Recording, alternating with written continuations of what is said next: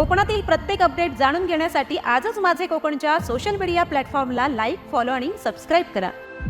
भारताने पाकिस्तान विरोधात मोठ्या निर्णायक लष्करी कारवाईची तयारी सुरू केली आहे। त्याची सुरुवात 7 मे रोजी होणार आहे। देशभरातील 244 ठिकाणी युद्धादरम्यानचे मॉक ड्रिल करण्यात येणार आहे।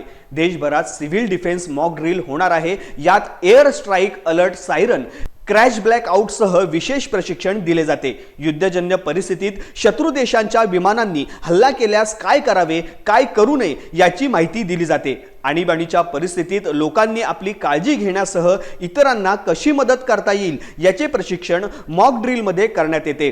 केंद्रीय गृह विभागाने जारी केलेल्या यादीनुसार रत्नागिरी, रायगड, सिंधुदुर्ग, पालघर सह इतर महत्त्वाच्या शहरांमध्ये मॉक ड्रिल करण्यात येणार आहे। या मॉक ड्रिल प्रक्रियेमध्ये एअर रेड सायरन्सची चाचणी केली जाणार आहे। सरकारकडून नागरिकांना सहकार्याचे आवाहन करण्यात आले आहे।